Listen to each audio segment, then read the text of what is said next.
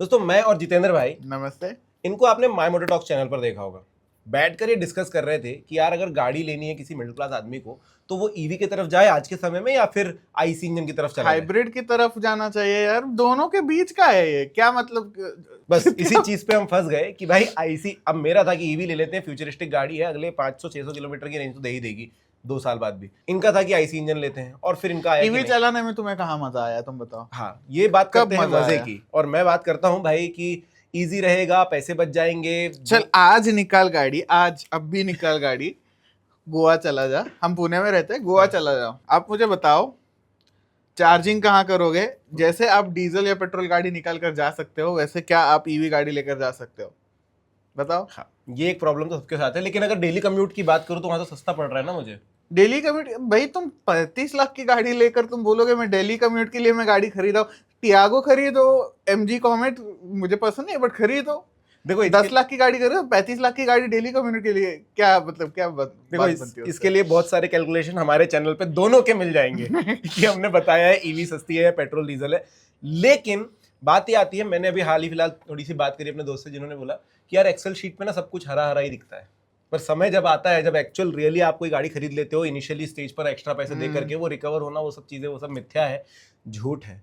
तो इसी तर्ज पर गवर्नमेंट को देख लो आप, तो ईवी को इतना इंसेंटिवाइज किया गया है भाई, फेम टू फेम वगैरह लगाया गया है। मुझे लेकिन पता नहीं, एक अल्टरनेटिव फ्यूल हमें जरूरत है, बट ईवी ही करना चाहिए कि ये थोड़ा क्वेश्चनेबल है, क्योंकि ईवी आप खरीदोगे, चार्जिंग करनी है हर जगह चार्जिंग। ठीक है चलो 1 लाख गाड़ियां समझ लेते हैं कि चार्ज हो रही है एक साथ, ना हमारे पास उतना इंफ्रास्ट्रक्चर है कि 1 लाख गाड़ियों को एक साथ चार्ज कर पाए घर पे भी। दूसरी चीज, हम कोयले से इलेक्ट्रिसिटी पैदा कर रहे हैं, थर्मल पावर प्लांट है अपना, बट उसको पावर करने के लिए कोयला ही है।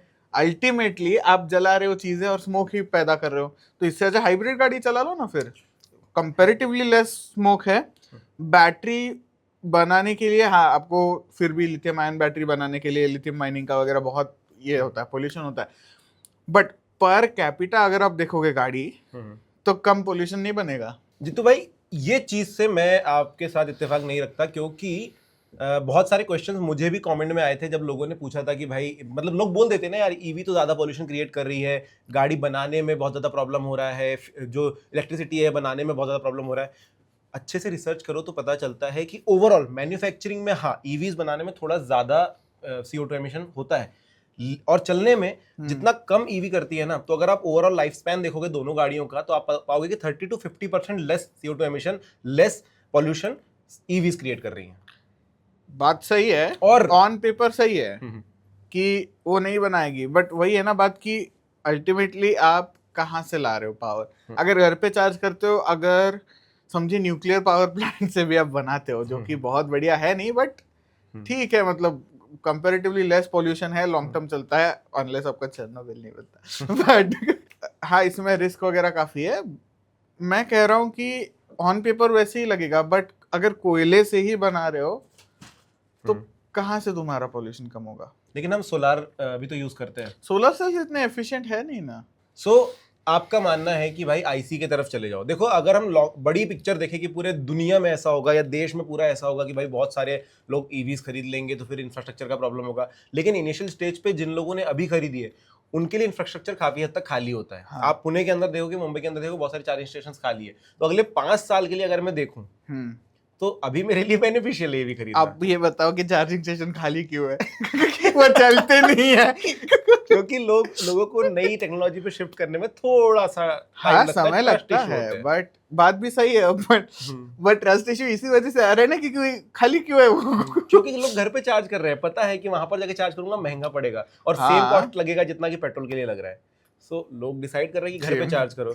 हाँ, हालांकि ये सेंस नहीं बनाता है बात क्या, पर तो हाइब्रिड लेकर खुश रहो ना भाई। मैं मेरा तो क्लियर कहना है कि हाइब्रिड लो, खुश रहो, क्योंकि डीजल तो गवर्नमेंट बैन कर रही है। डीजल जितना सस्ता, मैं कहूंगा कि हाइब्रिड सस्ता है डीजल से चलाने में, बट अपफ्रंट कॉस्ट ज्यादा है। जितना आप डीजल के लिए दोगे उतना ही हाइब्रिड के लिए भी दोगे, तो हाइब्रिड ही चला लो ना। आपको ईवी की पावर भी मिल जाती है, वो इंस्टेंट टॉर्क, आपको फ्यूल का ज्यादा टेंशन लेने की जरूरत नहीं है। ऑलमोस्ट कितना, अगर Honda city hybrid, grand Vitara hybrid, ये सारे गाड़ी अगर 20 का भी माइलेज देती है तो एक्टिवा का 50% है भाई, क्यों नहीं चलाओगे बताओ? 600 सीसी के बाइक का आपका 1500 सीसी का इंजन दे रहा है माइलेज। तो जितने भाई क्वेश्चन तो ये आता है ना कि यार गवर्नमेंट बोल रही है ईवी खरीदो, मतलब इतने सारे तरीके आजमा रही है गवर्नमेंट की, भाई इंफ्रास्ट्रक्चर बनाएंगे, ये करेंगे वो करेंगे, आपको सब्सिडी देंगे, हर स्टेट वाइज भी आपको अलग अलग सब्सिडी और ऑफर्स मिल रहे हैं, तो गवर्नमेंट हाइब्रिड के लिए इतना क्यों नहीं जा रही है? अगर आप कंपनीज पे प्रेशर डाल के या कंपनीज के साथ थोड़ा सा टाई अप करके ईवी को 21 से 18 पे ला देते हो, जैसे नेक्स्ट वन का हुआ था भाई 22 लाख की गाड़ी, सडनली एकदम से प्राइस ड्रॉप हो गए थे, फिर नई गाड़ी आ गई थी, तो ईवी इतनी सस्ती आ सकती है, तो हाइब्रिड कार्स क्यों नहीं सस्ती आ रही? उनके साथ क्यों सब्सिडी का खेल नहीं खेला जा रहा? देखो आप बताओ हमारे पास फ्यूल कहाँ से आता है? हम खुद से माइन कर रहे हैं? नहीं। देखो एक बात तो यही है कि हम फ्यूल के लिए दूसरे देशों पे डिपेंडेंट है। रशिया से फ्यूल आता है, सऊदी से शायद से आता है, चेक करना पड़ेगा, बट मोस्टली रशिया से आता है। तो हम जाकर किसी और देश के पास जा रहे हैं, उनसे फ्यूल खरीदेंगे, अपने इधर आएगा रिफाइनरी, वो सारी चीजें होती है। अगर यही प्रोसेस एलिमिनेट करके हम बैटरीज भी इंडिया में बनना शुरू हो गई धीरे धीरे, टाटा वगैरह काम कर रहे हैं इसमें, आगे जाकर अगर यही होता है तो हम खुद पे ही डिपेंडेंट है ना। हमें किसी और के पास जाकर नहीं कहना कि भाई प्लीज फ्यूल दे दो, हम पैसा दे देंगे, क्यों चाहिए? और हम फ्यूल के लिए कितना भर रहे हैं आज? 106 107 रुपए हो गया पुणे में पेट्रोल, वो भी नॉर्मल वाला। तो यही बात है ना। ठीक है, डिपेंडेंसी आपको घटानी है तो एकदम से कट ऑफ नहीं होगा, वो भी समझते, ईवी की तरफ जाना भी समझ में आता है, बट अल्टीमेटली आपको एनवायरनमेंट का भी सोचना है। अगर आप बोल रहे हो पॉल्यूशन ज्यादा हो रहा है ईवी की वजह से, अगर आप बोल रहे हो कि ईवी उतनी ज्यादा अच्छी नहीं है और इंफ्रास्ट्रक्चर डेवलपमेंट जो करना पड़ रहा है उसके लिए बहुत पैसे खर्च हो रहे हैं, तो फ्यूल डिपेंडेंसी थोड़ी सी अच्छी है, आप थोड़ा सा फ्यूल कम लेंगे कुछ समय बाद, लेकिन आप हाइब्रिड पे स्विच करवा सकते हो ना लोगों को। हाँ हाइब्रिड पे स्विच करेंगे। मैं तो जो गाड़ी टर्बो हाइब्रिड, मैंने ऑलरेडी बना कर रखा है वीडियो, स्कैम है, देख लेना, बट टर्बो वाला 1 लीटर का इंजन है, 1 लीटर का इंजन वैगनर 1 लीटर के साथ आती है। You drive 1.2 litre turbo which is Nexon. हाँ नहीं वो जाने दो, बट सोनेट भी नहीं देती, सोनेट नहीं देती, वेन्यू नहीं देती, सबका वही प्रॉब्लम है। फ्रॉन्क्स भी मारुति फैन बॉयज कमेंट में बोले हम देती है, हमें कुछ नहीं देती। ठीक है, तो आप सोचो कि 1 लीटर नेचुरली एस्पिरेटेड इंजन कितना देता है माइलेज? अगर पकड़ भी लिया हाईवे सब कुछ मिला करके, तो मैं बोलूंगा कि भाई 17 तो आराम से निकालेगा, हाईवे और सिटी अगर कैलकुलेट करते हो, पुणे जैसे ट्रैफिक कैलकुलेट करते हो तो चलो कम से कम 14। ठीक है 14 15 पकड़, ठीक है 14 पकड़ते हैं। 14 पकड़ने के बाद वही गाड़ी को अगर हम टर्बो चार्ज कर रहे हैं, आप इंजन को इनिशियली स्ट्रेन कर रहे हो, हाँ टर्बो से आपको बहुत ज्यादा हवा आएगी, फिर इंजन भागेगा, वो सारी चीजें है। तब तक आप स्ट्रेन कर रहे हो, गाड़ी को भगाने की कोशिश करोगे क्योंकि आपको सिग्नल से तो एकदम से निकलना है। वहां पे गाड़ी बहुत सारा फ्यूल खा लेती है, फ्यूल खा के वो माइलेज 14 से आ जाता है 6 7 8 10 भी निकल जाता है, 10 अच्छा एवरेज है उसका। अब मैं आपको बीच में बोला था कि 1 लीटर टर्बोचार्ज इंजन का टॉर्क कितना है? 170 न्यूटन, 170 180। सेम टॉर्क 1.8 लीटर के इंजन का है। हाँ, माइलेज भी उतना ही दे रही है, तो 1.8 खरीदो ना। हाँ, बिगर इंजन। और बिगर इंजन में क्या होता है कि अगर आप आराम से चलाते हो, वो इंजन ही स्ट्रेन नहीं होता। यहाँ पर कुछ भी करने की कोशिश करो, इंजन स्ट्रेन होता है, क्योंकि बड़ा इंजन है, लोअर आरपीएम पे ज्यादा अच्छी पावर आपको प्रोवाइड कर रहा है और रिलायबिलिटी भी बढ़ रही है। एग्जैक्टली आप भागने में और मैंने भागने में यही फर्क है। समझ रहे? तो मतलब आप छोटे इंजन पे ज्यादा स्ट्रेस डाल करके, टर्बो लगा करके उसकी एज तो कम कर ही रहे हो, और प्लस माइलेज भी उतना नहीं मिल रहा है। एग्जैक्टली, तो मैं तो कह रहा हूँ कि 1.5 वाला ठीक से इंजन रखो आप। 1.5 को एटकिंसन साइकिल करके, ये ग्रैंड विटारा के लिए, हाई राइडर के लिए, सिटी के लिए, होंडा सिटी के लिए, ये सारे एटकिंसन साइकिल पे स्विच करके हाइब्रिड पावर दिया। एटकिंसन साइकिल से इंजन तो और एफिशिएंट बन जाता है, ज्यादा पेट्रोल नहीं पीता वो। हाइब्रिड का आप खुश रह रहे हो, माइलेज दे रहा है, भाई हमारी गाड़ी सिग्नल पे बंद हो जाती है, इससे अच्छा क्या है? एसी भी चल रहा है। बट कॉस्ट बढ़ जाती है ना। अगर आप 1.8 लीटर का नेचुरली एस्पिरेटेड लेने के लिए जाते हो तो कंपनी को भी उस पर ज़्यादा काम करना पड़ रहा है, कंपनी का भी ज़्यादा खर्चा हो रहा है। तो अल्टीमेटली वही होगा कि भाई आपके लिए कार महंगी हो जाएगी। जो आपने 10 लाख में 1 लीटर टर्बो खरीद ली, वो कार आपको 12 लाख की नहीं पड़ेगी। 2 लाख का पेट्रोल भर रहे हो ना तुम। तो बात वही है कि दोनों गाड़ियों का इंजन जो है वो सेम माइलेज निकाल के दे रहा है। हाँ, रिलायबिलिटी बढ़ेगी, लेकिन अल्टीमेटली स्क्रैप पॉलिसी में 15 साल बाद आपकी गाड़ी आपको फेंकनी ही है। आज के समय में ये सीन है, तो अगले 15 साल के बाद तो आपको कभी भी वो लोग रिन्यू करने ही नहीं देंगे। तो जब 15 ही साल चलानी है तो मैं क्यों इतनी रिलायबल गाड़ी खरीदूं जो 30 साल चल सकती है? मतलब टोयोटा, हाँ मानता हूँ, टोयोटा जापानीज गाड़ियाँ कभी भी चलती है। आज भी मारुति की ओमनी पुरानी वाली चलती है, ठीक से उसको मेंटेन करो, वो चलती है। 800 सीसी। हाँ, अब हाँ, वो पॉल्यूशन नॉर्म्स में नहीं बैठती, इसीलिए गवर्नमेंट को 15 साल में बैन करना है, ये बात ठीक है, जायज़ है एक बात पर। हाँ, ये BS6 नॉर्म का मुझे बिल्कुल एक पसंद नहीं है कि हम यूरोप का नॉर्म कॉपी पेस्ट कर रहे हैं इंडिया में। यूरोप का पॉपुलेशन कितना है, कंट्री का साइज कौन सा है, गाड़ी कितनी कैसी है, रास्ते कैसे हैं, वही आप यहाँ पर चिपकाओगे और उनका पेमेंट पर कैपिटा आप पेमेंट देखोगे तो हमसे कई गुना ज्यादा है, लाइफ क्वालिटी ऑफ लाइफ अच्छी है, वही आप कॉपी पेस्ट यहाँ करोगे इंडिया के एनवायरनमेंट के लिए ठीक नहीं होगा ना, कैसे होगा? वो तो एक बात होगी, बट क्या बोल रहे थे हम? एनवायरनमेंट की बात करो तो यार उसी पे रहते हैं, मतलब फिर उसमें पेमेंट वगैरह नहीं आती, एनवायरनमेंट आपको कैसे भी करके सुरक्षित रखना ही रखना है। हाँ, तो नॉर्म्स तो अच्छे ही है, बट ये है कि आप कुछ भी चीजें नहीं थोप सकते हो इंडिया पे कि भाई यही कर लो। यही कर लो नहीं बोल रहा हूँ मैं कह रहा हूँ कि आप इंडिया स्पेसिफिक बनाओ ना नॉर्म्स। कौन नहीं कह तो रहा? सेफ्टी नॉर्म्स होते हैं जिसमें बहुत सारे तोड़ मरोड़ कर लेते हैं हम लोग, जैसे अब भारत वो क्या ला दिया, BS7 आएगा थोड़े साल BS7 में। नहीं, वो लाया ना उन्होंने, भारत एनकेप। अब भारत एनकेप हमने ला दिया, उसके नॉर्म्स अगर देखोगे, उसके जो रूल्स है वो उतने स्ट्रिक्ट नहीं है जितने कि हम लोग ग्लोबल के लिए यूज कर रहे थे। सो हमारी गाड़ी ग्लोबल भी तो एक वो भी क्या, वो भी मजाक ही है। हाँ, आपकी गाड़ी 5 स्टार रेटेड होती है, अदरवाइज क्या है आपको, वो तो लॉबी है भाई। सो एक प्रकार से बोल सकते हो कि गिमिक बना जा रहा है वो भी, कि 5 स्टार बोलकर गाड़ी बेच दी। नहीं 100% आपकी गाड़ी सेफ हो रही है। डिजायर जैसी गाड़ी अगर 5 स्टार रेटिंग ला सकती है तो बढ़िया बात है। क्योंकि डिजायर पे बात कर रहे हो तो फिर से एक बार हम उस पे आएंगे कि भाई टिन का पतरा जो एक छाप पड़ गई थी मारुति की। सो क्या ये 5 स्टार रेटिंग के बाद ये इमेज क्लियर होगी मारुति की कि भाई टिन का डब्बा नहीं है, जबकि लोगों ने उसके भी मतलब उसके बोनेट पे से हाथ रख के बताया कि हाँ इसका टिन अभी भी पतला है।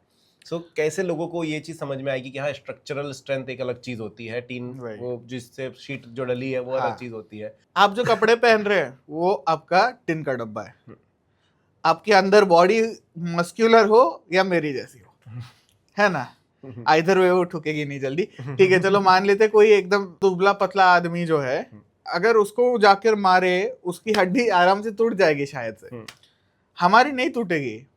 तो स्ट्रक्चरली अब मैं कपड़े ये वाले पहनूं या कोई और पहनूं, ये आपका हो गया ऊपर का पतरा, अंदर आपके बोन्स वगैरह मसल्स वगैरह जो है वो आपका स्ट्रक्चर बन गया। कहने की बात है कि अगर आपके बोन्स कमजोर है और फिर आपकी चमड़ी बहुत मोटी भी हो जाए तो फर्क नहीं पड़ेगा। एग्जैक्टली। लेकिन अगर आपकी बोन्स बहुत स्ट्रांग है और चमड़ी बहुत पतली, क्योंकि हमने रिप्ड बॉडी जब देखते हैं एकदम पतली सी चमड़ी होती है वो। हाँ, अगर आपकी चमड़ी बड़ी है तो शायद से आपको खरोच वगैरह जल्दी ना आए, ठुकोगे ना। बट स्टिल अगर हम देखें, जैसे लोग बोलते हैं कि भाई टाटा बहुत अच्छी बात है कि बहुत अच्छी सेफ गाड़ी, और ये जो इसका तो श्रेय उनको जाना ही चाहिए, लेकिन अगर आप देखो तो वजन वाइज ज्यादा फर्क नहीं होता है। आप एक डिजायर उठाओ, टिगोर उठाओ, लगभग सेम लेंथ की गाड़ियां हैं, सेम बड़ा स्ट्रक्चर है, 50, 60 या 100 किलो का ही फर्क होगा, उससे ज्यादा नहीं होगा। और अगर उस सेगमेंट में देखो तो टिगोर 4 स्टार है, अपनी डिजायर को तो 5 स्टार मिल गए हैं अभी। बात तो सही है। आप मतलब एफिशिएंसी, एक तो है कि वेट से कम करो, दूसरा है कि आप इंजन थोड़ा सा ऑप्टिमाइज कर लो इस हिसाब से। अब हम वापस टॉपिक पे अगर आए तो भाई जैसे टाटा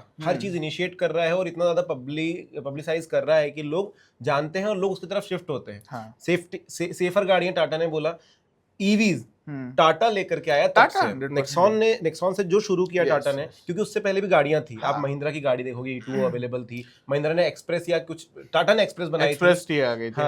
महिंद्रा की भी एक गाड़ी थी, मैं नाम भूल रहा हूँ, जो लोगन एक ये भी चलती थी, कमर्शियल व्हीकल भी चलती थी उनकी, इलेक्ट्रिक। हाँ, तो महिंद्रा ने ट्राई किया, सभी कंपनीज ने ट्राई किया, लेकिन टाटा ने जैसे नेक्सॉन लाई और आपके लिए पर्सनली कार अवेलेबल करा दी, तो पूरे इंडिया में लोग धीरे धीरे स्विच होने लगे ईवीज की तरफ। तो यही चीज टाटा हाइब्रिड के साथ क्यों नहीं कर रहा है, इस पर हम बात करना, क्योंकि गवर्नमेंट इंसेंटिवाइज ही नहीं कर रहा ना शंकर भाई। आप बताओ, ईवी पे अगर अब तो ज्यादा नहीं मिलता, एटलीस्ट महाराष्ट्र में, बाहर मुझे ठीक से पता नहीं, अगर 2 लाख रुपए आपको गवर्नमेंट बोल रही है कि आप मत भरो, गाड़ी की ओवरऑल प्राइस ही, हाँ आरटीओ की, अब आरटीओ का चल रहा है कि आरटीओ आपको नहीं देना पड़ेगा, पहले तो इंसेंटिव भी था अलग से, आप वहां पर 3-3.5 लाख रुपए बचा रहे थे, रोड टैक्स आपको नहीं देना पड़, सब मिलके 3.5 लाख।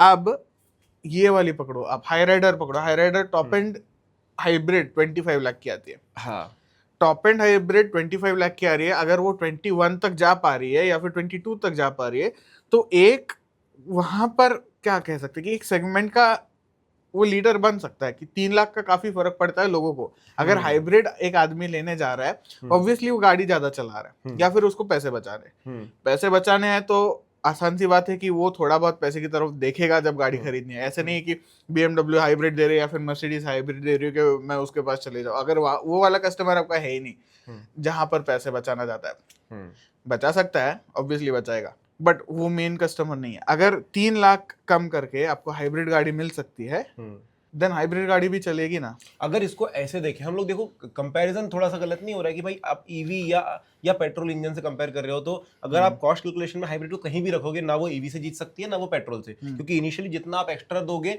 वो कभी भी कवर नहीं कर पाएगी हाइब्रिड गाड़ी एज कम्पेयर टू पेट्रोल, क्योंकि पेट्रोल में आपने बहुत इनिशियली बचा है। लेकिन अगर आप डीजल से कंपेयर करो तो क्या एक बहुत अच्छा अल्टरनेटिव नहीं हो सकता है डीजल से हाइब्रिड गाड़ी, क्योंकि आपको बैटरी चार्ज करने की झंझट नहीं है, आपकी गाड़ी हल्की है, आपको बार बार सर्विसिंग का प्रॉब्लम नहीं होने वाला है, आपको बैटरी सेल्स के लिए ज्यादा परेशान नहीं होना पड़ेगा। नहीं, पेट्रोल हाइब्रिड, पेट्रोल हाइब्रिड जो है डीजल के मुकाबले कंपैरिजन, तो जितना मतलब बोलते हैं कि भाई पॉल्यूशन डीजल से ज्यादा होता है, गवर्नमेंट जितनी डीजल के पीछे पड़ी कि बैन करना है, तो हम क्या एक अच्छा अल्टरनेटिव हाइब्रिड को देख सकते हैं डीजल का, सारे प्रॉब्लम सॉल्व हो रहे हैं वहां पर। अच्छा ऑल्टरनेटिव देख, हाँ, क्योंकि अगर आप माइलेज की बात करो तो होंडा सिटी है, EHEV क्यों आई, थोड़ी महंगी, हाई राइडर क्यों आई, बस थोड़ी महंगी, महंगी की बात नहीं है वो, क्योंकि वो हाइब्रिड, क्योंकि वो डीजल गाड़ियां नहीं लाना चाहते मार्केट में, क्योंकि फ्यूचर कहाँ जा रहा है डीजल गाड़ी का हमें पता नहीं। कल उठकर गवर्नमेंट बोल दे कि कल से नहीं चलेंगे, क्या करोगे? जैसे दिल्ली में होता है भाई कि 15 साल पुरानी गाड़ी घर से उठा कर ले गए, ये क्या बात है? मुझे रखना है, मेरी एंटीक गाड़ी है। हाँ, मत चलाओ, आप घर पे रखो। मे बी एक वीक में आप, क्योंकि गाड़ी ठीक रहनी चाहिए, 2 किलोमीटर का राउंड मार के आओ।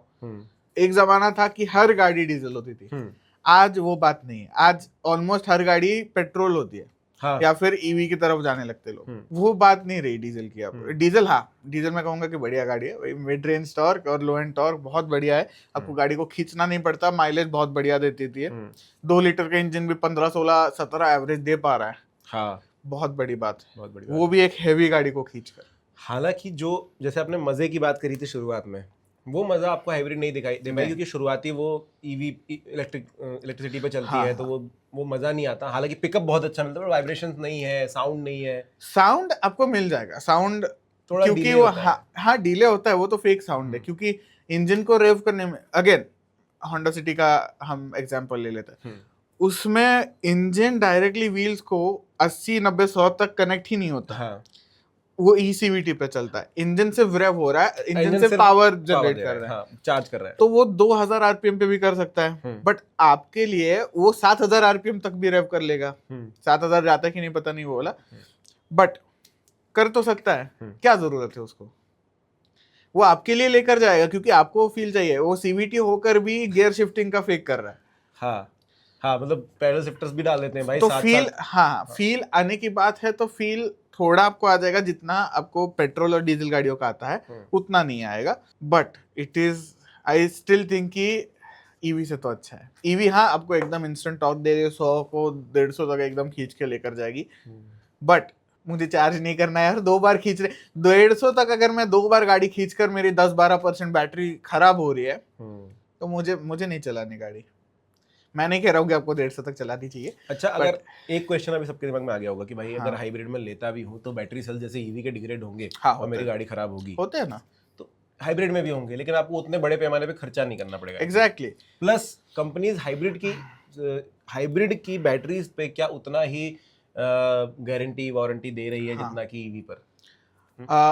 अब महिंद्रा नहीं, MG जो है वो लाइफ टाइम वारंटी दे रहा है अपनी हाइब्रिड गाड़ी पर। नहीं, ईवी पे मैं हाइब्रिड की बात कर रहा हूँ। हाँ, हाइब्रिड के मैं बताता हूँ। हाँ। तो MG ने जो विंडसर लाई, विंडसर पे भी लाइफ टाइम वारंटी है। तो ये होंडा टोयोटा वगैरह जो है, हाँ, ये लोग आपको 8 साल 1,60,000 की वारंटी दे रहे हैं, जो कि ईवी का स्टार्टिंग था, जो वारंटी आती है। अभी भी टाटा की सेम वारंटी है। 8 साल अगर आपको बैटरी चेंज ना भी करनी पड़े, आप बाद में रिफर्बिश भी कर सकते हैं बैटरीज। मुझे फॉर अ फैक्ट पता है कि US में प्रियस बहुत चलते हैं। हाँ। प्रियस हाइब्रिड है। हाँ, तो प्रियस की जब बैटरी खराब होती है गाड़ी, ऑब्वियसली इंजन पे ही चलाती है ज्यादातर, बट वार्निंग सब आ जाता है उस पे। लोग चेंज करवाते हैं, वो रिफर्बिश करके यूज कर लेंगे। अगर 8 साल में आपके गाड़ी के बैटरी को कुछ नहीं हुआ, शायद आप 10 साल ही वो गाड़ी चलाएं, 2 साल और के लिए आप थोड़े हजारों रुपए खर्च करके वो बैटरी रिफर्बिश करवा के चलाइए, क्या प्रॉब्लम है? और नहीं भी करवाई तो आपके पास इंजन अभी भी मौजूद है, इंजन जिसका अभी भी इस्तेमाल- है, हाँ। बट अब डिपेंड्स कि वो सीरियल हाइब्रिड है कि पैरेलल हाइब्रिड है। इंजन प्रॉपरली आपका अगर पावर सीरियल कर है तो रहा फिर है, प्रॉब्लम हो जाएगा, हाँ क्योंकि फिर वो बैटरी वहां पर एग्जैक्टली, बीच में रहेगी क्योंकि रहेगी। बीच में कुछ नहीं होगा। पैरेलल हाइब्रिड में ज्यादा नहीं होगा मुझे लग रहा है। पैरेलल में आप इंजन से डायरेक्टली चला पाओगे, Yes. सो बैटरी की ज्यादा जरूरत नहीं हाँ। पड़ेगी। बट वो तो फ्यूचर में पता चलेगा। अभी अगर मैं अगले 5-6 सालों के लिए लेता हूँ तो ईवी मेरा खर्चा निकाल कर, रेंज एंजाइटी एक बड़ी चीज है। रेंज एंग्जाइटी बड़ी चीज है। तो बीच आओ, मुझे पता नहीं आपको पता है कि नहीं, उन्होंने टियागो एक्सटी एमआर वेरिएंट है उनके पास, मीडियम रेंज वाला, वो ज्यादा चलता नहीं है, 150 किलोमीटर वगैरह चलता है। रेंज एंग्जाइटी उनको भी थी, प्रॉब्लम उनको भी आए, चार्जिंग स्टेशंस उनको भी नहीं मिले, ये सारा मैंने इंस्टाग्राम पे देखा था उनके। बट वो गोवा चले गए गाड़ी चार्ज करके। ओके। जा सकते हो, प्लानिंग बहुत ज्यादा करनी पड़ेगी आपको। ऐसे नहीं उठ के एक दिन की वही मैं चला जाऊंगा या चली जाऊंगी, मुझे मेरा मन कर रहा है। एकदम फ्री माइंड से आप नहीं घूम सकते, आपको नहीं। हर समय स्क्रीन पे देखना है। आज के डेट में नहीं, मे भी आगे जाके।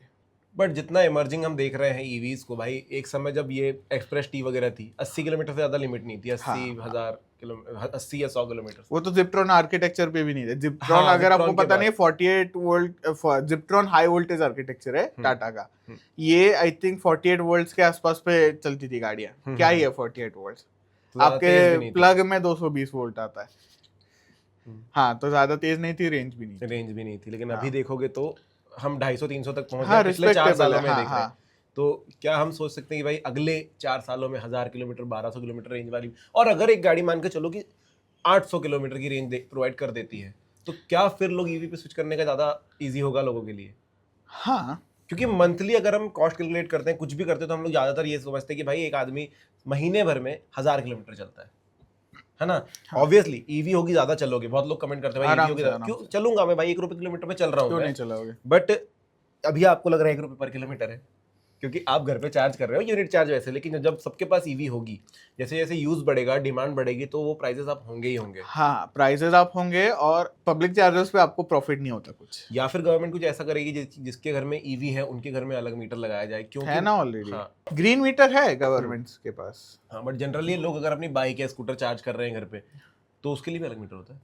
हाँ, ग्रीन मीटर आपका ईवी व्हीकल्स के लिए होता है। बाइक अगर आईक्यू उसकी वाईक्यू unit लोगे अलग तो शायद आपको ना भी दे, बट कार के लिए दे ही देता है। उसकी अलग यूनिट होती है। उसके अलग यूनिट होता है, सस्ते में चलता है, एक ही रेट पे चलता है, उसके स्लैब नहीं होते। उसके 7 रुपए के आसपास मेरे हिसाब से एक यूनिट होता है। आप कितना भी चार्ज कर लो, 1000 यूनिट भी अगर आप कार चार्ज करते हो उस मीटर से, तो आपका 7,000 रुपए बिल आएगा। हम वापस हाइब्रिड और डीजल पे थे, तो वहीं पर आते हैं। हाँ, अब देखो, सब सिक्के के दो पहलू होते हैं। अगर आपने डीजल ली तो आप बिल्कुल खर्चा बचा रहे हो, पेट्रोल का थोड़ा सा इनिशियल देखो, रिकवरी वगैरह सब कुछ हो रही हो है, जाता है, हाँ। बट अल्टीमेटली आप पॉल्यूशन ज्यादा कर रहे हो। डीपीएफ लगा लो, कुछ भी लगा लो, BS6 जो भी है। और अभी तो मैंने सुना कि BS7 जब आएगा तो उसके लिए BMW, ऑडी ऐसी कंपनियां भी यूरोपियन नॉर्म से लड़ रही हैं, क्योंकि डीजल इंजन ऑलमोस्ट खत्म हो जाएंगे, वो बना नहीं पाएंगे। तो इंडिया में भी वो चीज होगी, बना पाएंगे, बट बहुत महंगा हो जाएगा, कॉस्टली हो जाएगा। तो के लिए, हाँ, मैन्युफैक्चरर के लिए भी हो जाएगा, हाँ। क्योंकि कैसे ही बनाए ना वो इंजन बनाकर फिर बेचें क्यों? हाँ। कौन खरीदेगा?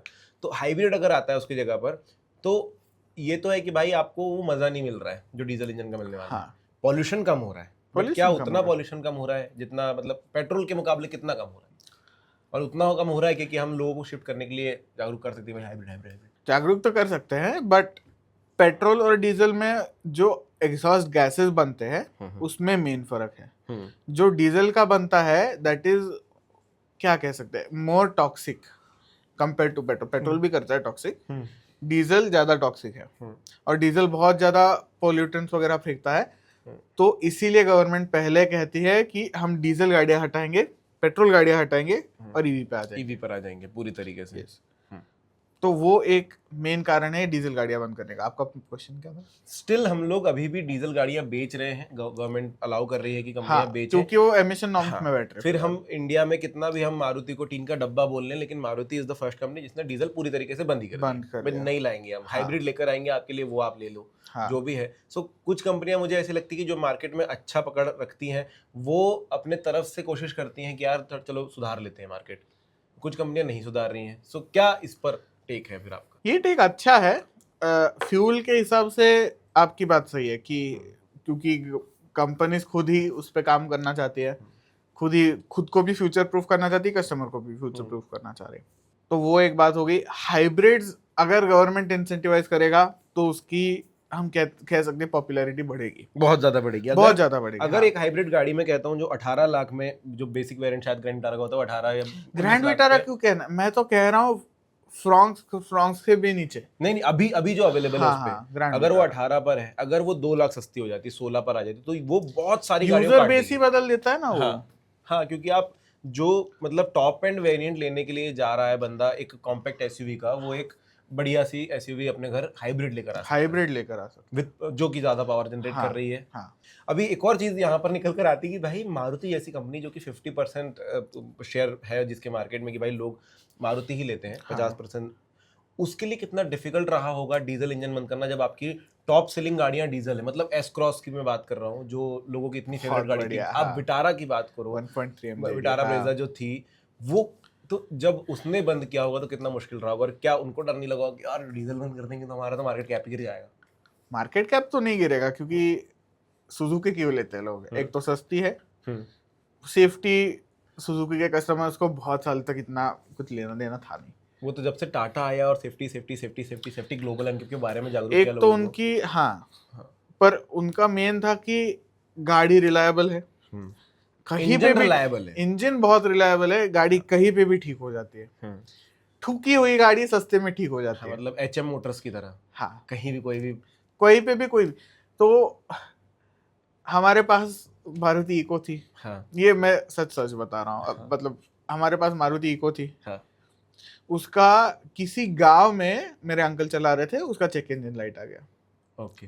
हैरियर भी लिए हमने, उसका भी मैं एक्सपीरियंस बताऊंगा। अब वो चेक इंजन लाइट क्यों आया, क्या आया, कौन देखेगा। मारुति का सर्विस सेंटर उस गांव में किसी का भी सर्विस सेंटर नहीं है, वो सिर्फ एक मैकेनिक के पास गए, बोले कि भाई चेक इंजन लाइट आ रहा है, मुझे लंबा सफर करना है, मैं रुकता हूँ थोड़ी देर के लिए, आप गाड़ी ठीक करवा के दो मुझे, चेक इंजन लाइट हटवा दो। उस आदमी ने 1 घंटे में एक सेंसर चेंज किया, गाड़ी ओके हो गई। मुझे लगा कि मार्कर से ना मार्कर से नहीं किया उसके लिए तो 10 मिनट लगते फिर नहीं, बट 1 घंटे में वो गाड़ी ओके हो गई, कर्नाटक से पुणे आ गई वापस। राइट, वैसे भी नहीं कि एकदम स्लो, इको भगा के कोई फायदा है नहीं, बट इको का भगाना 80 है भाई, बट ठीक है चलो। सेम आप भी थे उस दिन जब मुझे कॉल आया मेरे भाई का कि मेरे गाड़ी में लो फ्यूल, हैरियर का बता रहा हूँ, मेरे गाड़ी में ऑयल प्रेशर लो का लाइट आया है। आप भी थे उस दिन, मैं कॉल पे बात कर रहा था। उसको क्या चाह रहा है, वो तो झक मार के उसने टाटा का सर्विस सेंटर ढूंढा, क्योंकि टेक्नोलॉजी इतनी ठूस दी है हर गाड़ियों में कि उसको सर्विस सेंटर जाना पड़ता है। अब मारुति के भी वही हाल होंगे ना, क्योंकि सेंसर्स इतने ज्यादा हैं कि अगर आपकी बैटरी डाउन है आपकी गाड़ी चल ही नहीं सकती।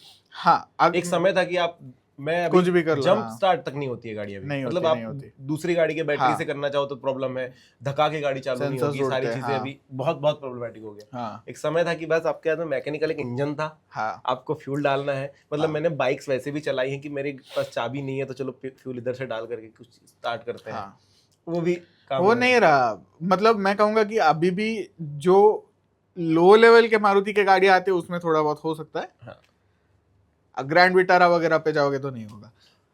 मेरे पास पुरानी नेक्सॉन है, आपको भी पता, आपने एक जनरेशन पुरानी, उसमें भी मुझे गाड़ी से कनेक्टेड फील कभी नहीं आता। गाड़ी में 7 इंच की स्क्रीन है, एंड्रॉइड ऑटो, हारमन का साउंड सिस्टम, वो घटिया नहीं, ठीक ठाक वाला डिजिटल डिस्प्ले, ये सारी चीजें आ जाती है, TPMS वगैरह, उसमें कनेक्टेड फील ही नहीं है। आप भी कहते हो कि मेरी होंडा सिटी चलाने में मजा आता है, गाड़ी पुरानी है, ज्यादा कुछ है नहीं उसमें, ABS है, वो सबसे एडवांस फीचर है उसका, ABS आता है और 4 स्पीकर के साउंड सिस्टम आती है, स्क्रीन नहीं। मैं तो इसलिए भी होंडा सिटी की तरफ जाता हूँ ना, क्योंकि मैं टर्बो वाला बंदा हूँ ही नहीं, मेरे को टर्बो और ऑटोमेटिक से बहुत प्रॉब्लम है। ऑटोमेटिक जो स्लो होते हैं, अगर आप एटलीस्ट DSG चलवा रहे हो, ये आप सुन रहे क्या, अभी ज्यादातर गाड़ियां जो है अवेलेबल मार्केट में, उनमें से ज्यादातर आपको 1 लीटर टर्बो मिलेगी, लैग गंदे ही होते हैं।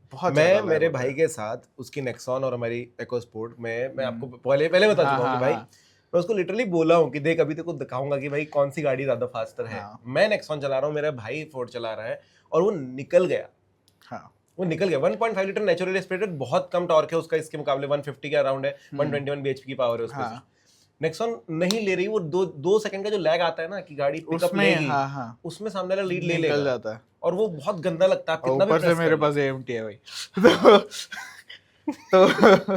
और ऊपर से AMT वो डबल लैग होता है। हाँ, डबल कि लैग पहले तो होता है स्विच करेगा AMT, उसके बाद टर्बो को पता चलेगा अच्छा घूमना है क्या। AMT को ऐसे पट के हेडशॉट मारना, हाँ जाना है करके वो जग जाते, हाँ जाते जाते भैया रुको हम गियर चेंज करते हैं। इवन आप अगर सोनेट की बात करोगे जो DCT के साथ आ रही हाँ वो घटिया है, वो नाम के लिए घटिया- DCT है, है, DCT घटिया है अगर आप स्पोर्ट्स मोड पे नहीं चला रहे हो, नहीं। स्पोर्ट्स मोड पे थोड़ा सा फर्क आपको दिखेगा, बट अगर इको सिटी की बात करें तो फिर AMT ही ले लिया होता तो बेटर था मेरे ख्याल से। क्यों आपने फ्यूल ज्यादा दे रहे हो ना फिर DCT लेकर के।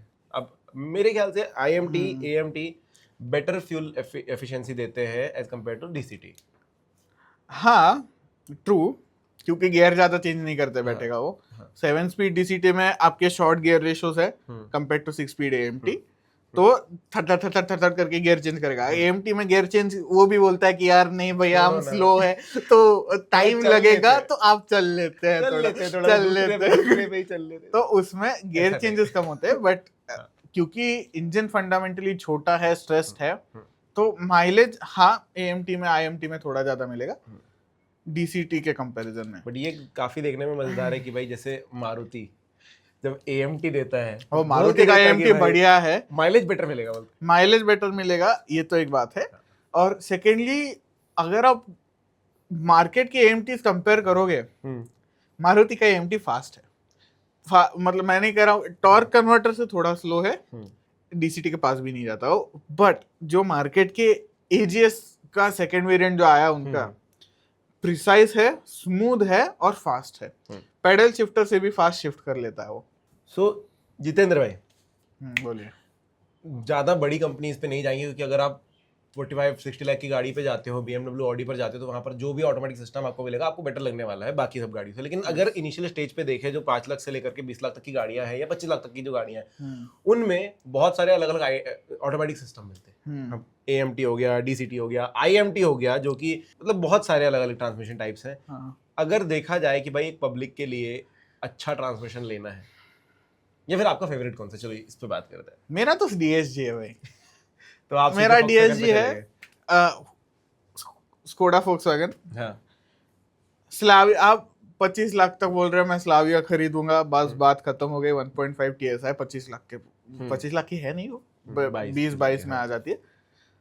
बट अगर बेस्ट गियर बॉक्स मुझे उस प्राइस रेंज में चाहिए नए गाड़ी में, तो मैं वो ले लूंगा। मैं इंथुजियास्ट हूँ, मैं नहीं कह रहा हूँ कि सबको जर्मन कार छोड़ देते क्योंकि वो तो बनी ही ड्राइविंग के लिए है। इंडियन कंपनी की बात करते हैं नहीं, बट उसकी भी संगार भाई एक बात है कि वो DQ200 के साथ आता है। मैंने DQ250 बोला शायद पहले, DQ200 के साथ आता है।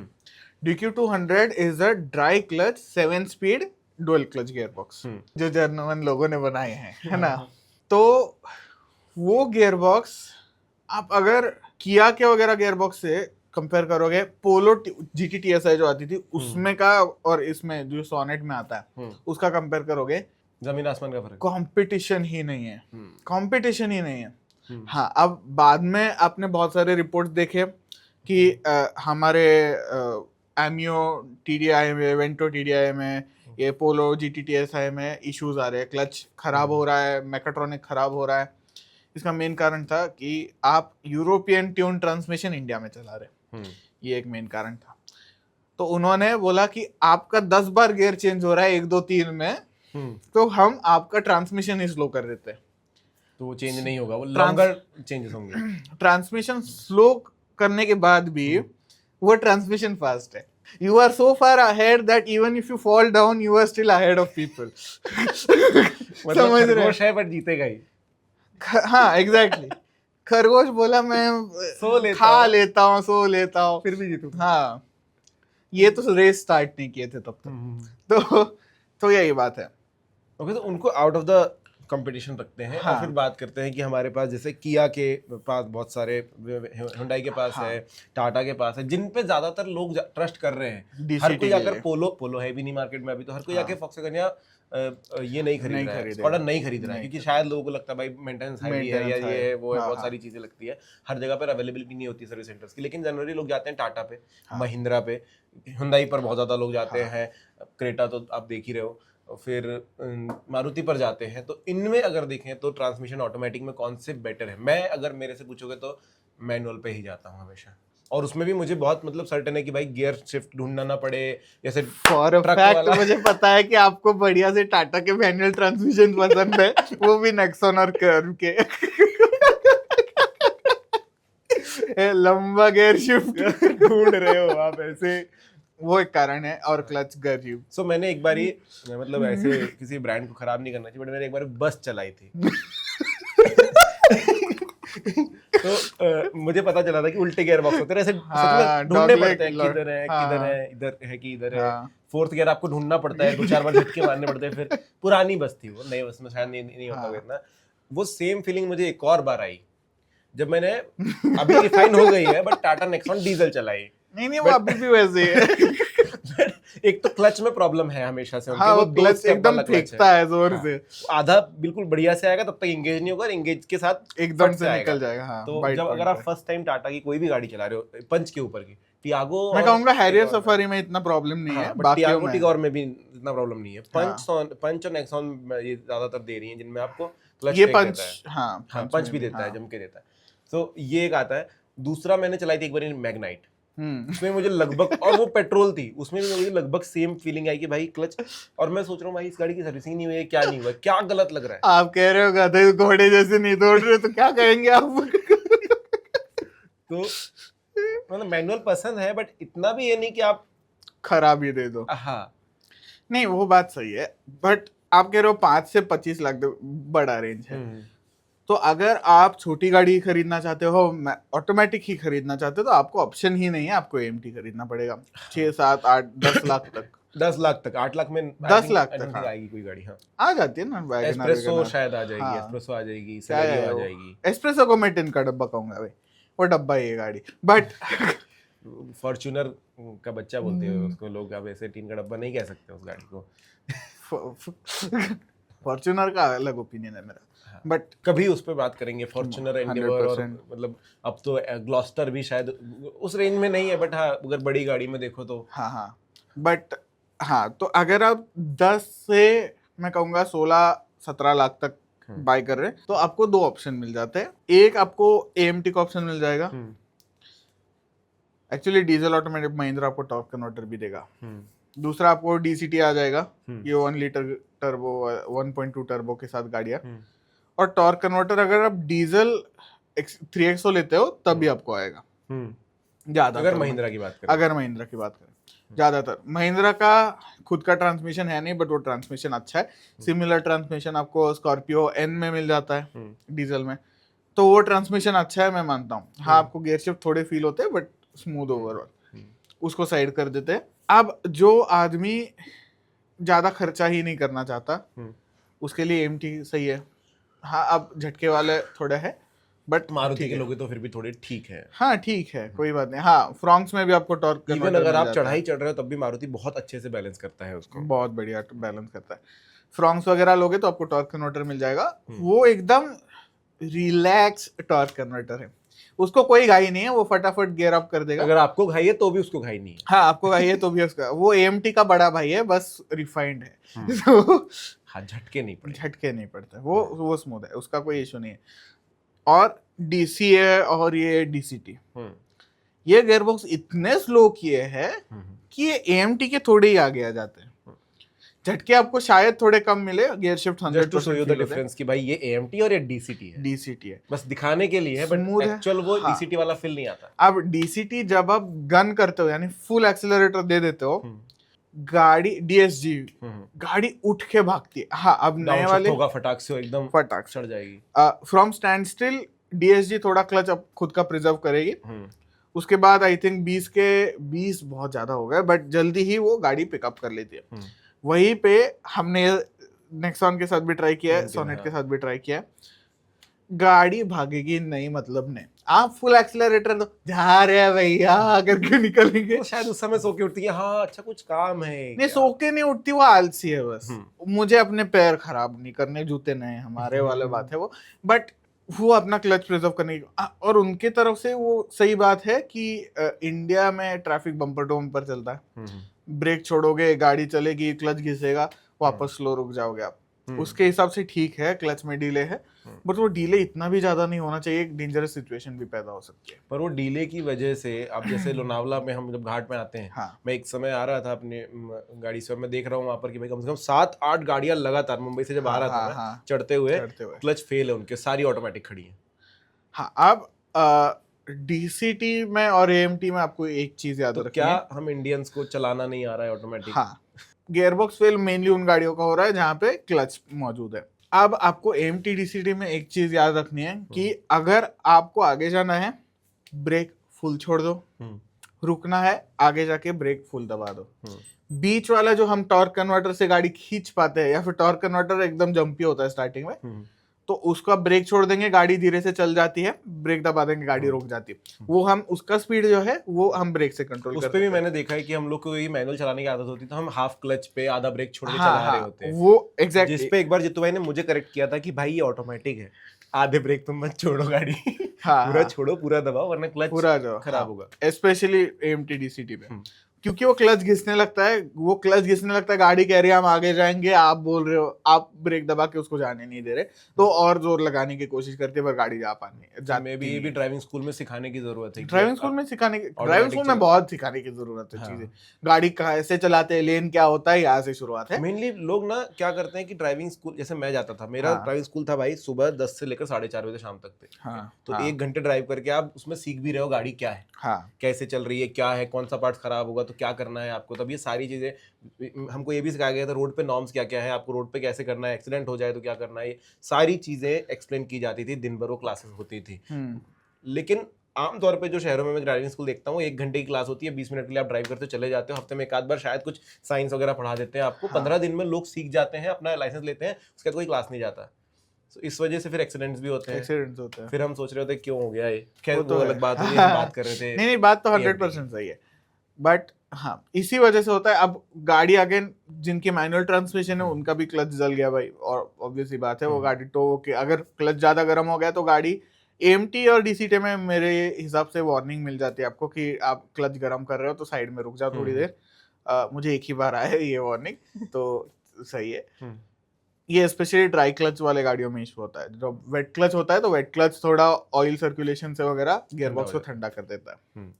टॉर्क कन्वर्टर में ज्यादा इशू आता नहीं है, वो तो फ्लूइड क्लच है वो। हाँ, तो उसके वजह से उसका कोई इशू नहीं है, बट मेनली आप ब्रेक पूरा छोड़ो और पूरा दबाओ। हाँ, और अगर घाट चढ़ रहे हो तो जैसे हम लोग उस दिन भी कन्वर्सेशन कर रहे थे तो एक बात पे पहुंचे थे कि यार अगर मैं मैनुअल गियर पे शिफ्ट करके घाट चढ़ा लूं तो क्लच ज्यादा इंगेज होना ही नहीं पड़ेगा। हाँ, ये आपकी बात इसमें भी सही है। अगर आप डीसीटी डीएसजी चला रहे तो जर्मन गाड़ियां तो मतलब आप ब्रेक छोड़ दो गाड़ी D2 में चली जाती है, मतलब सेकंड गियर में चली जाती है। सोनेट जो बाकी कोरियन ब्रदर्स वगैरह जो है वो 2000 आरपीएम के बाद शिफ्ट करती है, जो कि एक तरफ से अच्छी बात है, बट वो 2-3 के स्पीड तक या फिर पूरा रुकने तक वापस फर्स्ट गियर एंगेज नहीं करती। तो आप एक बार सेकंड गियर में जाने के बाद दोनों गाड़ियों में आप सेकंड गियर ही खींचते रह रहे हो कि सेकंड गियर का क्लच आप जला रहे हो। इससे अच्छा आप गाड़ी मैनुअल में शिफ्ट कर दो, फर्स्ट गियर में गाड़ी आप चढ़ाओ और मैन्युअली थोड़ा जहां पर ट्रैफिक ज्यादा है, चढ़ान ज्यादा है, मैनुअल में शिफ्ट करके आप चलाओ गाड़ी। और ये काफी डीएसजी के ओनर जो है जिनको ये चीज पता है वो मैनुअल पे चलाते हैं घाट पे, मतलब जहाँ पे रुक के चलाना पड़ता है। हाँ। सो जितू भाई ये तो आप भी देख लेना, वीडियो चैनल पर आ जाएगा, तब आप लोग भी देखो, और अगर कर लिए हो तो सब्सक्राइब लाइक कर लो, आप भी कर देना, मेरे चैनल को टैग करना ना। हाँ, इनके चैनल पे जाकर के इनको भी सब्सक्राइब कर लो, क्योंकि वहां पर आपको बहुत सारे ऐसे और भी इन्फॉर्मेशन मिलेंगे। और अगले वीडियो के लिए नीचे कमेंट में लिख देना अगर आप किसी टॉपिक पे चर्चा चाहते हो तो बिल्कुल अच्छा रहेगा। Thank you. हम दोनों आते रहेंगे इनके चैनल पर।